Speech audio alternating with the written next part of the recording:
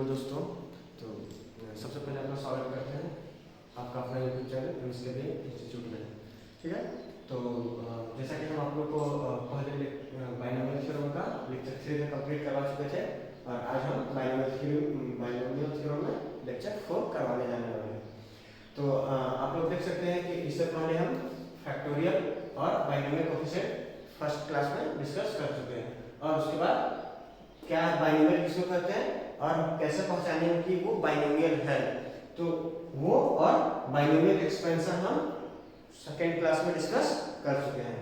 उसके बाद एनसीईआरटी का कुछ एग्जांपल्स जो है वो हम लास्ट क्लास में हम डिस्कस किए हैं और आज हम लोग करने वाले हैं, आज हम लोग क्या करने वाले हैं, एक्सरसाइज प्रॉब्लम। ठीक है, तो हम पिछली क्लास में बताए थे कि आज हम नेक्स्ट क्लास में एक्सरसाइज का प्रॉब्लम करने वाले हैं। ठीक है, तो आज स्टार्ट करते हैं। ठीक है,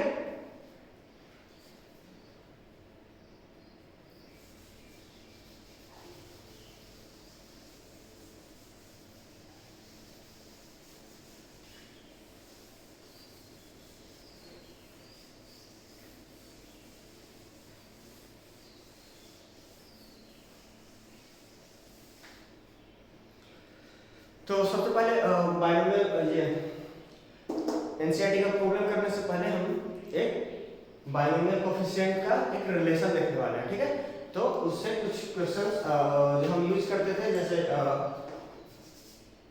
5c2 = 5c3 होता है, ये जो हम यूज करते थे, ये हम उसका रिलेशन देखने वाले ये कहां से आता है।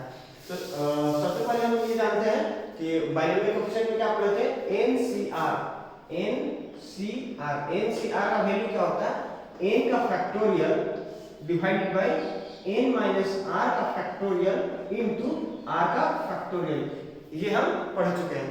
ठीक है, तो यहां से क्या लिख सकते हैं, इसको इक्वेट करके और क्या लिख सकते हैं, n का factorial divided by n minus r का फैक्टोरियल इनटू इस r को क्या लिख सकते हैं, r को कुछ ऐसा लिख सकते हैं n माइनस r का फैक्टोरियल। ठीक है, तो जैसे कि इसको हम ब्रैकेट ओपन करेंगे n माइनस r, तो ये क्या बन जाएगा n minus n plus r। ठीक है, तो ये n से n कैंसिल आउट हो जाएगा, तो यहाँ पे r बच जाएगा। इसका मतलब हम r को n माइनस r लिख सकते हैं। ठीक है, तो यहाँ से ये लिख लिए, तो इसका मतलब ये क्या हो जाएगा, यहाँ से इससे हम कंपेयर कर पाएंगे एनसीआर को, जब हम n का factorial divided by n minus r का फैक्टोरियल इनटू r का फैक्टोरियल लिख सकते हैं। तो यहाँ से हम ये कंपेयर कर पाएंगे इसको कि सेम यहाँ पे ये कैसे था, ये अपर सफिक्स है, तो अपर सफिक्स का factorial divided by upper suffix minus lower suffix का फैक्टोरियल इनटू लोअर सफिक्स का फैक्टोरियल। तो इसको कुछ रीअरेंज कर दें तो कुछ इस तरह से बन जाएगा, ये क्या बन जाएगा, n का factorial divided by n minus r का factorial into n minus r का फैक्टोरियल। ठीक है, तो यहाँ पे इसको हम इस तरह से लिख लिए। अब देखिए यहाँ पे इसको क्या समझ सकते हैं, ये क्या है, अपर सफिक्स, ये है अपर सफिक्स और ये क्या है, लोअर सफिक्स, ये क्या है, लोअर सफिक्स। तो यहाँ बगल में क्या होना चाहिए, n अपर माइनस लोअर, तो देखिए ये है n माइनस r, मतलब अपर सफिक्स माइनस लोअर सफिक्स। तो इसको हम इस तरह से क्या लिख सकते हैं, इसको क्या लिख सकते हैं, n माइनस r। ठीक है, अब अगर इधर से नहीं समझ में आ रहा है तो इसको इस साइड से लेकर के चलते हैं, राइट टू लेफ्ट चल के देखते हैं, तो क्या बन जाएगा, n का फैक्टोरियल, ठीक है, divided by n minus r का फैक्टोरियल जो यहाँ पे है इनटू n माइनस r का फैक्टोरियल। तो इसका मतलब यहाँ से क्या समझ में आता है कि ncr को ncr equal to n minus r हम लिख सकते हैं। ठीक है, ये क्लियर है। तो यहाँ से हम इस तरह से समझ सकते हैं कि ncr को हम n माइनस r लिख सकते हैं और यही रिलेशन हम पहले यूज कर रहे थे। ठीक है, जो कि हम बताए थे कि इसके बारे में हम आपको अगले क्लास में बता देंगे, जो आज हम डिस्कस कर दिए हैं। ठीक है, तो आप लोगों को अब प्रॉब्लम नहीं होना चाहिए कि 5c3 को 5c2 कैसे लिख दे, 5c3 = 5c2 होता है, तो वो कैसे हो जाएगा, क्योंकि ये यहाँ पे ऐसे लिख सकते हैं 5c3 = 5c5 - 3, ये क्या बनेगा 5c2। ठीक है, तो यहाँ से सिंपली ये समझ में आ रहा है कि NCR, इसको कैसे समझेंगे, NCR equal to NC n minus R, मतलब यूं कहें कि ये लोअर सफिक्स दोनों में अगर दो ऐसा बाइनोमियल कोएफिशिएंट जिसका लोअर सफिक्स का सम उसके अपर सफिक्स के बराबर हो, और यहाँ पे ध्यान रहे कि ये दोनों में अपर सफिक्स सेम होना चाहिए। जब दो बाइनोमियल कोएफिशिएंट जिसका अपर सफिक्स सेम हो और लोअर सफिक्स का सम उसके अपर सफिक्स के बराबर हो तो वो दोनों वैल्यू इक्वल होता है। वो कैसे, यहाँ पे देख लेते हैं, r plus n minus r is equal to क्या हो रहा है, n के बराबर, जो कि ये यहाँ पे इसके अपर सफिक्स के इक्वल टू है। ठीक है, तो यहाँ से ये समझ में आ गया कि अगर अपर सफिक्स दो ऐसा बाइनोमियल कोएफिशिएंट जिसका अपर सफिक्स सेम हो और लोअर सफिक्स का सम दोनों लोअर सफिक्स का सम उसके अपर सफिक्स के इक्वल टू हो, तो इसका मतलब वो दोनों बाइनोमियल कोएफिशिएंट आपस में बराबर होगा। ठीक है, ये क्लियर हो गया। तो यहाँ से हम इसको अब यूज कर पाएंगे बार बार। तो यहाँ से इस तरह से ये अब समझ पाएंगे कि देखिए हम आगे क्या लिख सकते हैं। जो बाइनोमियल एक्सपेंशन हम यूज कर रहे थे कल,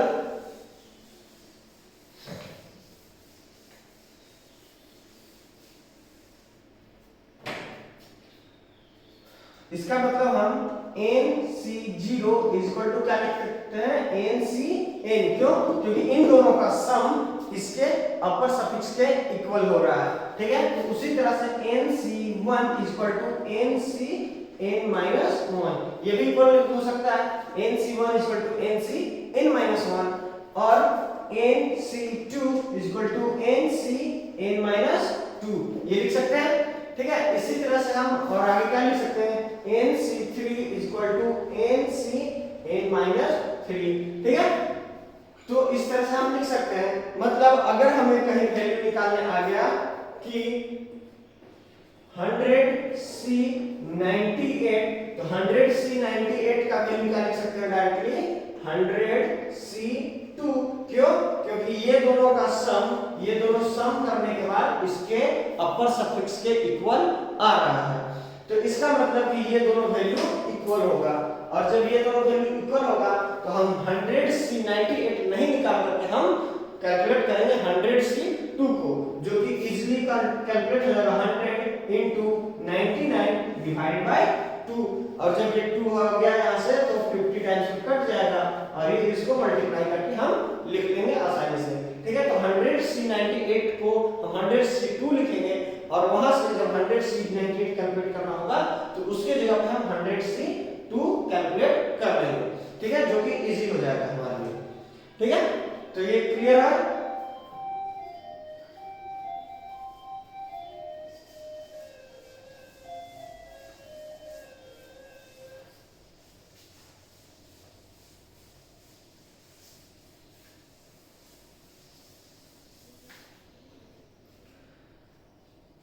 तो अब बढ़ते हैं आगे। आगे क्या करना है, आगे हमें एनसीईआरटी का कुछ क्वेश्चंस करना है एक्सरसाइज का। ठीक है, तो एक्सरसाइज में सेकंड नंबर क्वेश्चन हम कर चुके थे 8.1 का। ठीक है, तो आज करते हैं हम third number question 2x - 3 to the power 6। तो एक्सरसाइज 8.1 का 3 नंबर क्वेश्चन है क्या, 2x minus 3 to the power 6, 2x minus 3 whole to the power 6। ठीक है, तो इसको हमको बाइनोमियल एक्सपेंशन से एक्सपेंड करना है। तो सबसे पहले क्या करेंगे, इसका इंडेक्स देखेंगे, इंडेक्स कितना है, तो वो आप लोग बहुत अच्छे से समझ पा रहे होंगे कि इसका इंडेक्स 6 है। ठीक है, ये क्या होता है, इंडेक्स होता है, जो पावर होता है उसको हम लोग इंडेक्स कहते हैं। तो ये क्या हो गया, इंडेक्स कितना है, 6 है। तो इंडेक्स ही हमारा अपर सफिक्स बनेगा, तो 6C फर्स्ट में लोअर सफिक्स 0 होता है, तो 6C0 इनटू फर्स्ट टर्म मतलब 2x to the power 6 minus 0 into -3 to the power 0 plus 6C1 2x to the power 6 minus 1 into -3 to the power 1 plus 6C2 2x x to the power 6 minus 2 into minus 3 to the power 2। ठीक है, इसके आगे और क्या लिख पाएंगे 6c3 2x to the power 6 minus 3 minus 3 to the power 3। ठीक है, प्लस क्या होगा 6c4 2x to the power 6 minus 4 minus 3 to the power 4 plus 6c5 2x to the power 6 minus 5 into minus 3 to the power 5 plus 6c6 2x to the power 6 minus 6 into minus 3 to the power 6। इस तरह से हम ये लिख लिए। तो यहां से हम समझ पा रहे हैं कि इसके आगे क्या होगा, इसके आगे 6c7 नहीं लिख सकते हैं। क्यों? क्योंकि हम पहले भी बता चुके हैं कि लोअर सफिक्स कभी भी अपर सफिक्स से बड़ा नहीं हो सकता है। ठीक है, तो इसके आगे हम इसको को सॉल्व करते हैं, क्या बनेगा 6c0 का वैल्यू 1। क्यों? क्योंकि यहाँ पे लोअर सफिक्स में 0 है।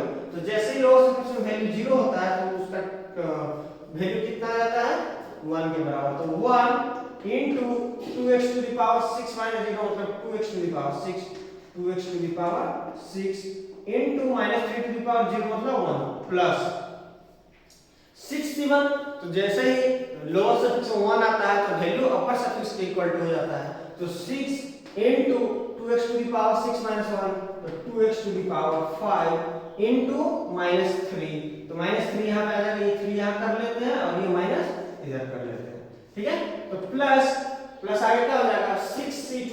तो 6c2 का वैल्यू क्या हो जाएगा, तो 6 into 5 डिवाइड बाय 2 का फैक्टोरियल। तो ये क्या बन जाएगा 6 × 30 15। तो ये हो जाएगा 15 into 2x to the power 4 into minus 3 to the power 2 मतलब 9 प्लस 6c3 कितना हो जाएगा, तो 6c3। तो ये सिंपली हम लोग कैसे निकालते हैं 6c3।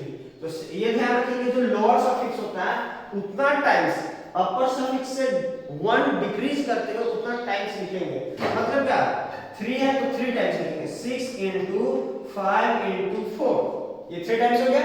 उसके बाद 3 है तो नीचे में 3 का फैक्टोरियल आ जाएगा, 3 का फैक्टोरियल आ जाएगा। ये शॉर्टकट है कैलकुलेशन करने के लिए। ऐसा नहीं कि 6 से 3 मतलब 6 का फैक्टोरियल डिवाइडेड बाय 3 का फैक्टोरियल इनटू 6 माइनस 3 का फैक्टोरियल, ऐसे नहीं करेंगे। ऐसे भी सही है लेकिन ये कैलकुलेशन लॉन्ग हो जाता है। ठीक है, तो उससे बेहतर है ये शॉर्टकट कर लेंगे। तो 3 का फैक्टोरियल क्या हो जाता है, 3 का फैक्टोरियल हम जानते हैं कि 6 होता है। तो 3 का फैक्टोरियल 6 से 6 कैंसिल मतलब ये हो गया 20। तो यहाँ पे क्या लिख पाएंगे 63 की जगह पे 20 into 2x to the power 3 2x to the power 3 into minus 3 to the power 3 मतलब ये बन जाएगा माइनस, यहाँ ये माइनस और 3 to the power 3 प्लस आगे प्लस क्या होगा, आगे और आएगा तो 64 अभी बताए थे कि 64 को क्या लिख सकते हैं 64 को हम लिख सकते हैं 62। वो क्यों, क्योंकि 6c2 ये लोअर सफिक्स दोनों है, इसका 2 और ये 4 दोनों मिलकर के 6 के इक्वल हो रहा है। इसका मतलब ये दोनों वैल्यू इक्वल होगा। तो दोनों वैल्यू जब इक्वल होगा तो 64 नहीं कैलकुलेट करके हम 62 कैलकुलेट करेंगे, जो कि बहुत सिंपली कैलकुलेट हो गया। इससे पहले हम 62 कर चुके हैं और ऐसे भी अगर करने जाए तो क्या करेंगे, लोअर सफिक्स में 2 है तो 2 टाइम्स लेंगे, किससे 6 से 6 into 5 डिक्रीजिंग करते हुए डिवाइड बाय 2 का फैक्टोरियल। तो ये कितना आ जाएगा 2 और ये 3 टाइम्स में तो ये बन जाएगा 15। तो यहाँ पे आ जाएगा 15 2x to the power 2 into minus 3 to the power 4 मतलब 3 to the power 4 प्लस 65 किसके बराबर 61 के बराबर, क्योंकि 5 और 1 मिलकर के 6 बन रहा है। तो 61 के बराबर हो जाएगा। तो ये 61 6 होता है into 2x to the power 1 2x to the power 1 into minus 3 to the power 5 मतलब इसको हम लिख देते हैं यहाँ पे माइनस और ये बन जाएगा 3 to the power 5 प्लस 66 0 के बराबर, क्योंकि 6 और 0 मिलकर के 6 बनता है। तो ये बन जाएगा 60 मतलब 1 into 2x to the power 0 1 into 3 to the power 6 हो जाएगा ये। तो जब इसको आगे हम सोल्व करेंगे तो क्या बनेगा, इसके आगे हो जाएगा ये 1 into 2x to the power 6। तो 2x to the power 6 कितना है, तो 64x to the power 6, तो 64x to the power 6 minus 6 into 3 18 into 32, 18 into 32, 18 into 32 x to the power 5 plus 15 into 9, 15 into 9 into 2 to the power 4 मतलब 16, 16 into 135 into x to the power 4, ठीक है, minus minus का हो जाएगा 20 into 27, 20 into 27 मतलब 554 into 8, 8x cube, ठीक है, plus plus का हो जाएगा 15 into 2 to the power 2 कितना 4, तो और ये 3 to the power 4 कितना 81, 81 into 15 into 4, तो 15 into 4 60 into 81 into x to the power 2, तो x square into x square. फिर आगे क्या हो जाएगा minus 6 into 3 to the power 5 कितना हो जाएगा, तो 81 into 3 243, तो ये हो जाएगा 243 into 12, तो 12 into 243x, ठीक है, प्लस ये 3 to the power 6, 3 to the power 6 कितना हो जाएगा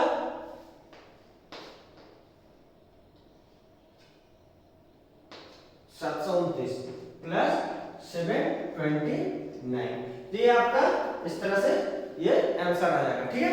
तो इसको ये इसको भी हम आगे भी सोल्व कर सकते हैं, 18 into 32 यहाँ पे भी बचा हुआ था, 16 into 135, 540 into 8, तो ये भी हम आगे कैलकुलेट कर सकते हैं, ठीक है। तो ये स्टेप्स ये आप लोग कर लीजिए, इतना आप लोग के लिए ये होमवर्क रहेगा, ठीक है, ये छोड़ देते हैं। तो ये इस तरह से हम सोल्व कर लेंगे और यहाँ से ये हमारा आंसर हो जाएगा, ठीक है, ये हो गया आंसर। तो आप लोग देख सकते हैं कि ये हम कैसे सोल्व किए हैं, ठीक है। तो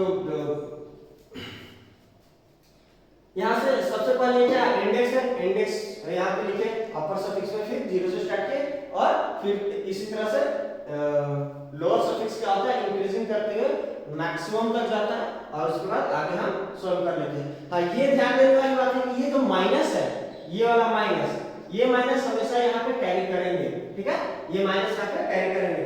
अगर नहीं करेंगे तो ये प्लस यहाँ पे नहीं रहने, क्योंकि हम लोग जो पढ़े हैं एक्सपेंशन a प्लस b का पढ़े, a प्लस b का एक्सपेंशन पढ़े, ठीक है। तो यहाँ पे अगर a माइनस b रहेगा तो यहाँ पे क्या लिख सकते हैं a प्लस माइनस b का पावर n, तो यही माइनस b हर जगह आते रहेगा, ठीक है। तो इसे इरेज करते हैं,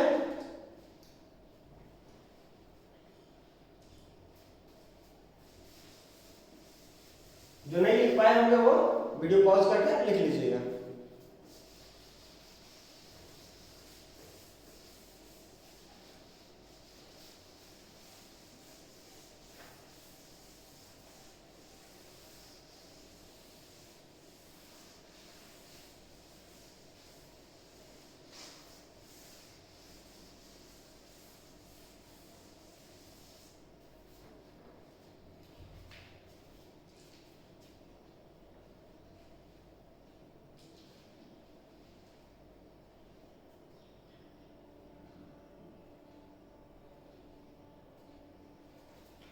तो एक्सरसाइज में 1 से 5 तक क्वेश्चन सारा सेम टू सेम इसी तरह से है।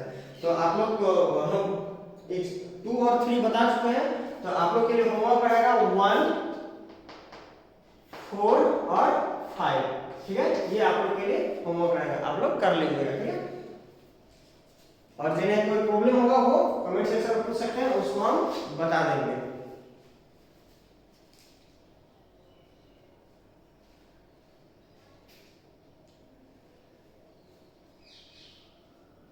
एक क्वेश्चन नंबर 9 और क्वेश्चन नंबर 6 देख लेते हैं, ठीक है, या एक प्लस और एक माइनस में, तो क्वेश्चन नंबर 6 और क्वेश्चन नंबर 7 देख लेते हैं। क्वेश्चन नंबर 6 क्या बोलता है? क्वेश्चन नंबर 6 क्या है? तो 6 में है 96 टू द पावर 3 कैलकुलेट करना है। 96 टू द पावर 3 कैलकुलेट करना है। तो 96 टू द पावर 3, तो इसको हम लोग डायरेक्टली 96 into 96 into 96 नहीं कर रहा है, यहाँ पे बाइनोमियल एक्सपेंशन जैसे कैलकुलेट करना है। तो इसको क्या लिख सकते हैं 96 टू द पावर 3 को? तो 96 टू द पावर 3 को लिख सकते हैं 100 माइनस 4 टू द पावर 3, ठीक है। और जब ये 100 माइनस 4 टू द पावर 3 ऐसे लिख लिए, तो इसका जब हम बाइनोमियल एक्सपेंशन करेंगे तो क्या हो जाएगा 3c0 100 to the power 3 into minus 4 to the power 0 plus 3c1 100 to the power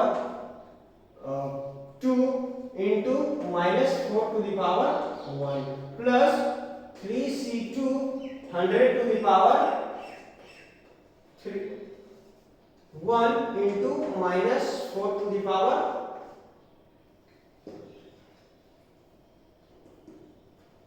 3, ये 2 plus 3c3 100 to the power 0 into minus 4 to the power 3, ठीक है। तो इसको फर्दर हम सॉल्व करेंगे तो क्या बन जाएगा 3c0 किसके बराबर 1 के बराबर, क्योंकि यहाँ पे लोअर सफिक्स 0 है। तो 1 into 100 टू द पावर 3 कितना हो जाएगा 1 मिलियन, ठीक है 10 lakh into minus 4 to the power 0 मतलब 1 प्लस 3c1 किसके बराबर 3 equal to 3 into 100 to the power 2 मतलब 10,000 into minus 4 to the power 1 मतलब 4, तो ये यहाँ पे माइनस यहाँ आ जाएगा माइनस प्लस 3c2 किसके बराबर 3c2 3c1 के इक्वल, क्यों? क्योंकि 2 और 1 का सम 3 होता है। 3c1 तो 3c1 3 हो जाएगा 3 into 100 into minus 4 to the power 2 किसके equal minus 4 to the power 2 हो जाएगा 16 के इक्वल प्लस 3c3 किसके बराबर 1 के बराबर 100 to the power 0 भी 1 और minus 4 to the power 3 किसके बराबर minus 64 के इक्वल, तो minus 64। अब जब हम इसको आगे सॉल्व करेंगे तो क्या बन जाएगा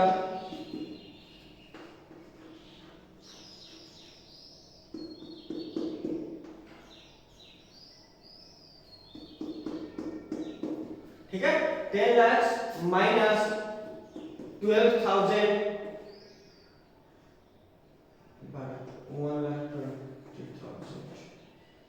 12 और 40 1 2 3 4 प्लस 4800 माइनस 64। और जब इसको हम सोल्व करेंगे तो क्या बच जाएगा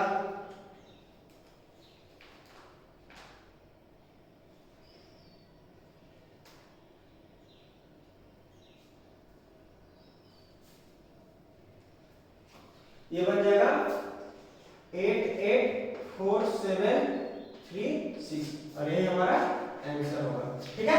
तो इस तरह से हम इसको एक्सपेंड करके सॉल्व कर सकते हैं, ठीक है। तो ये हम बाइनोमियल एक्सपेंशन का यूज हम कैलकुलेशन करने में किसी का पावर 3 पावर 4 पावर 5 इस तरह से निकालने में हम यूज कर सकते हैं इसका। तो ये हमारा इस तरह से सॉल्व करने का ये आंसर हो जाएगा। ये आप लोग प्लस और माइनस करना है, एडिशन एंड सब्ट्रैक्शन है, तो इसको आप लोग कर लीजिएगा, ये सिंपल है और ये डायरेक्ट इसका हम आंसर देख सकते हैं, ठीक है। तो बाकी इसके आगे नेक्स्ट क्वेश्चन देखते हैं। ये 6 हो गया, उसके बाद हम बोले क्या कि 7 देखते हैं 102 टू द पावर 5। 7 नंबर क्वेश्चन क्या है 7 नंबर क्वेश्चन में है 102 टू द पावर 5। सीरीज कर दे रहे हैं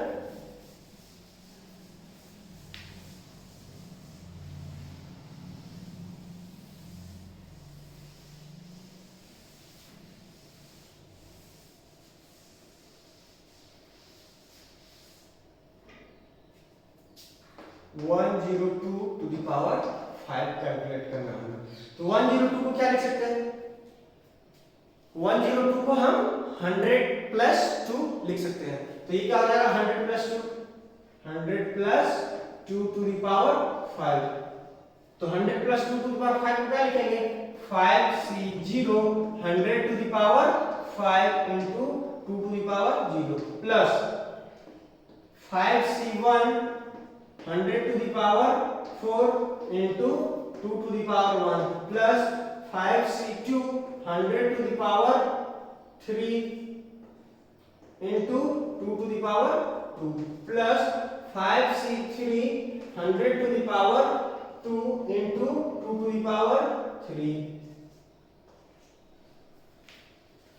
plus 5c4 100 to the power 1 into 2 to the power 4 plus 5c5 100 to the power 0 into 2 to the power 5। ठीक है, इस तरह से हम इसे लिख लिए। उसके आगे क्या करेंगे, 5c0 कितना 1 into 100 to the power 5, तो 1 into 100 to the power 5 into 1 plus 5c1 5 की 1, तो 5 into 100 to the power 4 into 2 plus 5c2 किसकी इक्वल, तो 5 into 4 डिवाइड बाय 2, तो 5 into 4 डिवाइड बाय 2 कितना हो जाएगा 20 डिवाइड बाय 2 10 की इक्वल, तो 10 into 100 to the power 3 into 4 plus 5c3 किसकी इक्वल, 5c3 5c2 के इक्वल, और 5c2 अभी हम निकाले हैं 10 होता है, तो 10 into 100 का square into 8 plus 5c4 5c1 की इक्वल और 5c1 5 की इक्वल, तो 5 into 100 into 2 to the power 4, तो 100 into 16 plus 5c5 1 100 to the power 0 1 और 2 to the power 5 32, तो plus 32। तो इसको आगे सॉल्व करेंगे तो क्या बनेगा 100 to the power 5 plus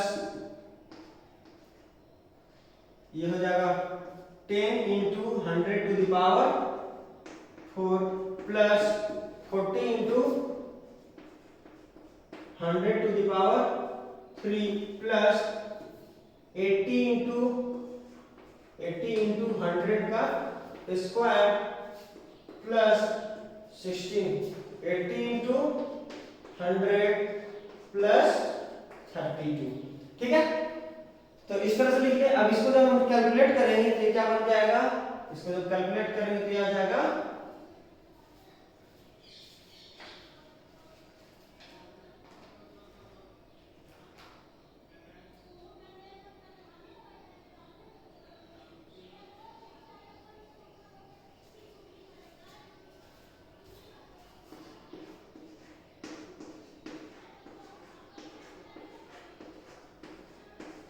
ठीक है, इसको जब सोल्व करेंगे तो ये इतना कैलकुलेट होकर के आ जाएगा। ठीक है, तो यही हमारा क्या हो जाएगा आंसर। ठीक है, तो उम्मीद करते हैं कि ये आप लोगों को बहुत अच्छे से समझ में आ गया होगा, और जिन्हें नहीं समझ में आया होगा वो पूछ सकते हैं कमेंट सेक्शन में। ठीक है, वहां पे हम रिप्लाई कर देंगे।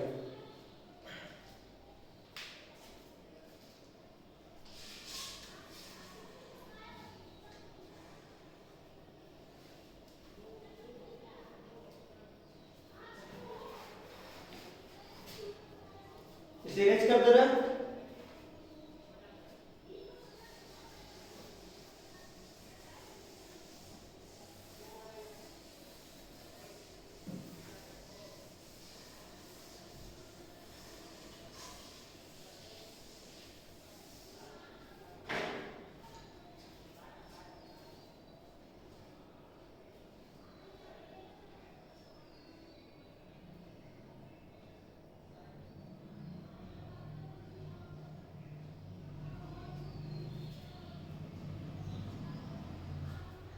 तो नेक्स्ट क्वेश्चन है 10 नंबर, एक्सरसाइज 8.1 का ये सारा का सारा एनसीईआरटी का है।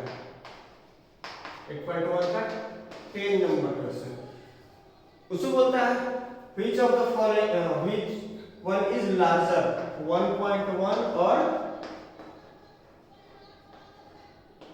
या 1000। ठीक है, इन दोनों में से कौन सा नंबर बड़ा है। ठीक है, ये दोनों में से कौन सा नंबर बड़ा है ये पूछ रहा है। ठीक है, तो ऐसा क्वेश्चन हम करवा चुके हैं। ऐसा क्वेश्चन हम एग्जांपल में जो था पिछली बार, तो ऐसा क्वेश्चन हम करवा चुके थे। वहां पे क्वेश्चन था 1.01 टू द पावर मिलियन। 10,000। इसमें से बड़ा बताना था कि इन दोनों में से कौन सा लार्जर है, ठीक है।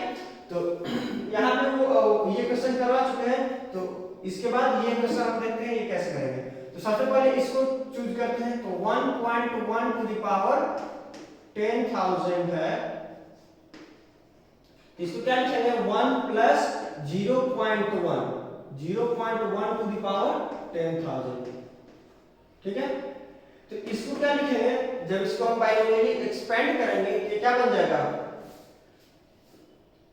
10,000 C0, ठीक है, 0.1 टू द पावर 0, ठीक है, plus 1 plus x to the power n का एक्सपेंशन हम पिछले क्लास में करा चुके हैं, वहां पे देख लीजिए 1 प्लस x का एक्सपेंशन, ठीक है, 1 plus x to the power n का एक्सपेंशन हम करवा चुके हैं, ठीक है।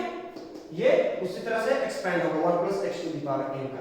तो यहां से क्या बन जाएगा 10,000 C1 0.1 to the power 0.1 to the power कितना जाएगा 1 plus 10,000 C2 0.1 to the power 2 plus आगे इसी तरह से ये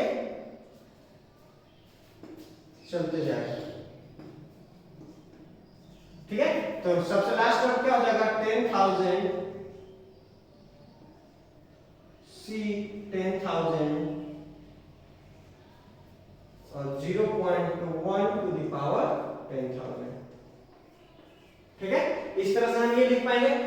तो इसके बीच का टर्म हम नहीं लिखेंगे, क्यों, क्योंकि यहाँ पे 10,000 टर्म लिखना पड़ता है और उसका हमें कोई जरूरत नहीं है, इसीलिए हम इसका बीच का टर्म जो है वो डॉटेड लाइन से दिखा दिए कि इस तरह से ये आगे बढ़ते जाएगा, ठीक है। तो इसको जब हम आगे सॉल्व करेंगे तो क्या बन जाएगा, ये 10,000 C0 मतलब 1 और ये 0.1 टू द पावर 1 मतलब 1 into 1 प्लस ये 10,000 C1 मतलब 10,000 into 0.1 का पावर 1 मतलब 0.1 प्लस आगे 10,000 C2 into 0.1 to the power 2 plus dot dot dot plus 10,000 10,000 into 0.1 to the power 10,000, ठीक है।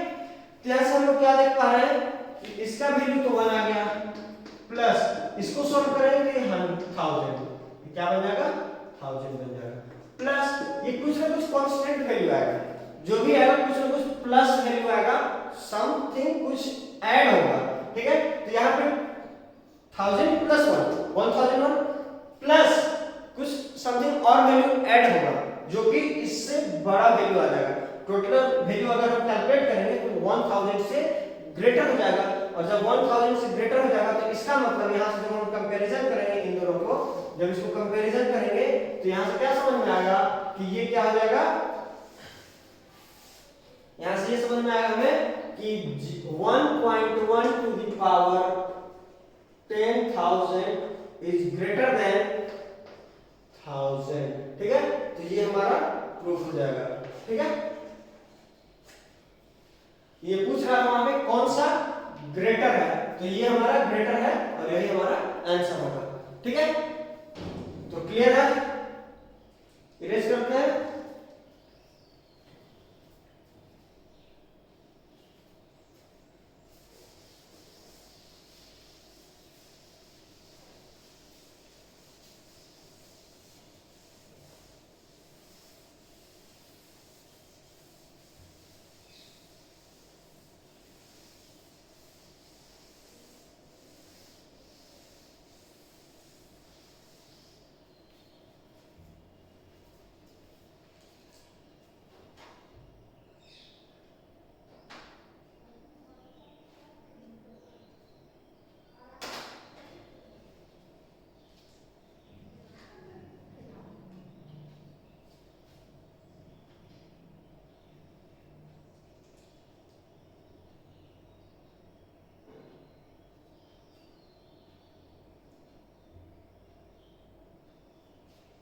तो इसके बाद हम लोग 30 नंबर क्वेश्चन देखते हैं। तो एक्सरसाइज 8.1 का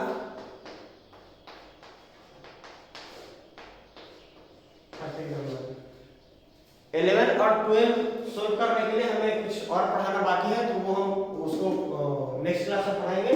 तो उसके बाद हम 11 और 12 सोल्व करेंगे, ठीक है। तो अभी हम 13 नंबर देख लेते हैं। तो 13 नंबर में क्या है, so that 9 to the power n plus 1 minus 8n minus 9। तो 9 to the power n plus 1, 9 to the power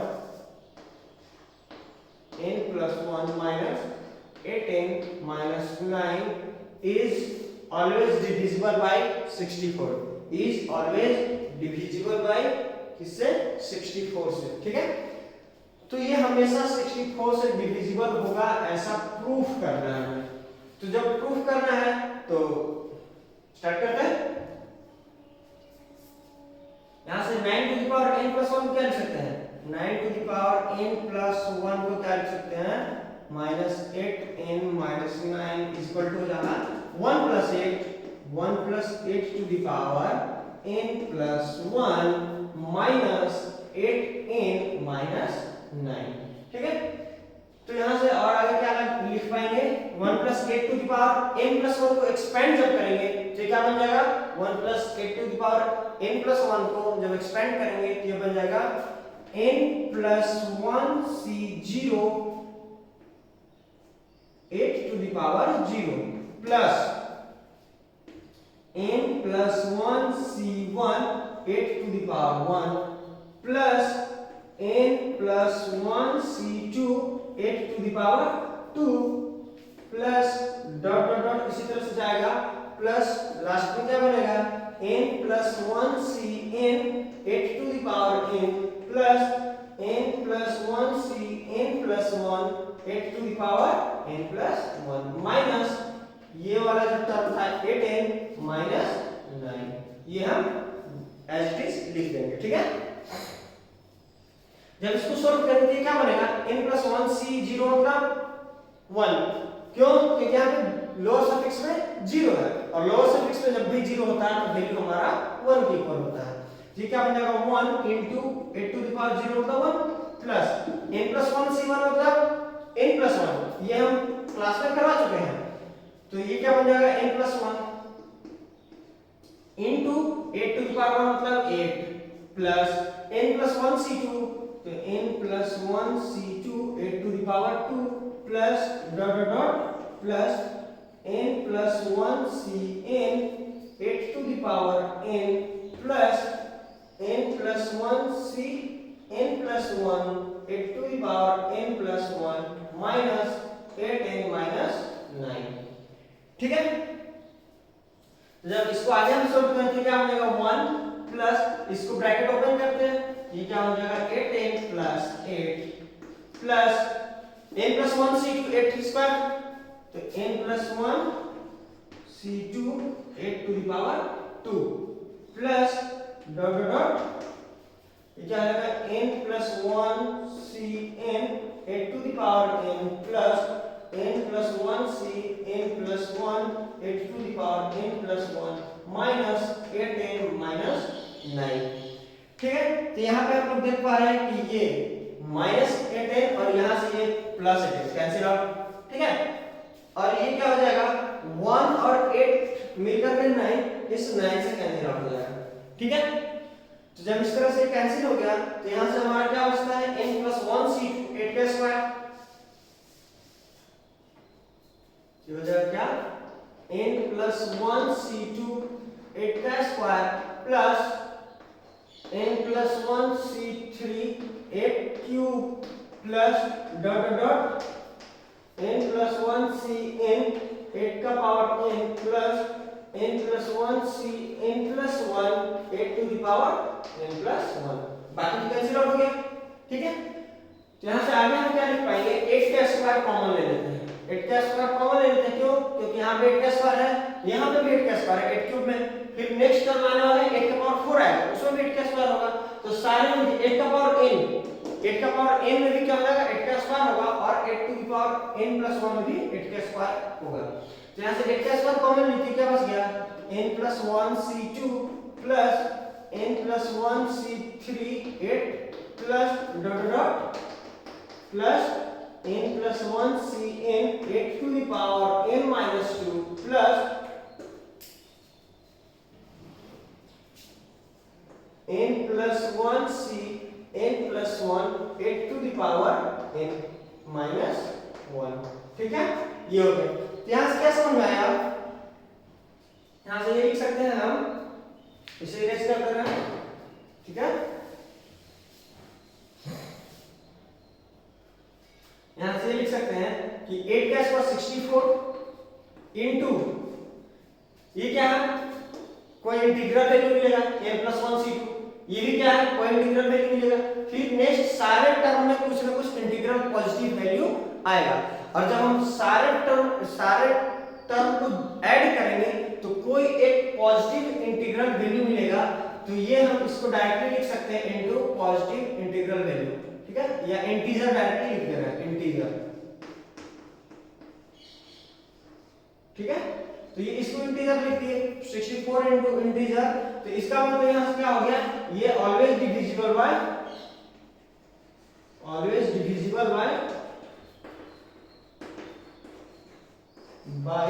64।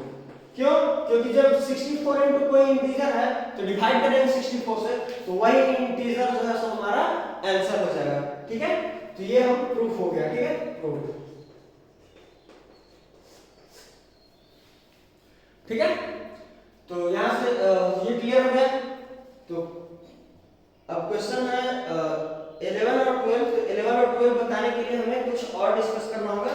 ठीक है, क्वेश्चन नंबर 11 एंड 12 के लिए और भी उसमें कुछ पढ़ाना है, तो वो हम नेक्स्ट क्लास में देखते हैं। ठीक है, और आप लोगों को कहीं भी कुछ समझने में दिक्कत हो या कुछ समझ में नहीं आया हो तो आप लोग कमेंट सेक्शन में पूछ सकते हैं।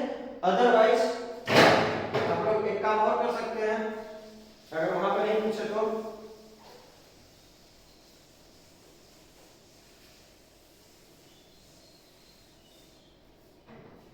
वैसे कमेंट सेक्शन में आप लोग पूछिएगा, आप लोग को वहां रिप्लाई मिल जाएगा, और नहीं तो आप लोग डायरेक्टली इस नंबर पे कांटेक्ट कर सकते हैं। ठीक है, तो फिर नेक्स्ट क्लास में मिलते हैं। नेक्स्ट क्लास में हम लोग एनसीईआरटी का जो रेस्ट प्रॉब्लम बचा हुआ है वो पढ़ेंगे, और उसके बाद नेक्स्ट एक्सरसाइज के लिए हम लोग नेक्स्ट एक्सरसाइज के लिए जो और कुछ कंटेंट पढ़ना होगा तो वो पढ़ेंगे। ठीक है, फिर मिलते हैं, तब तक के लिए bye bye, have a nice day, thank you.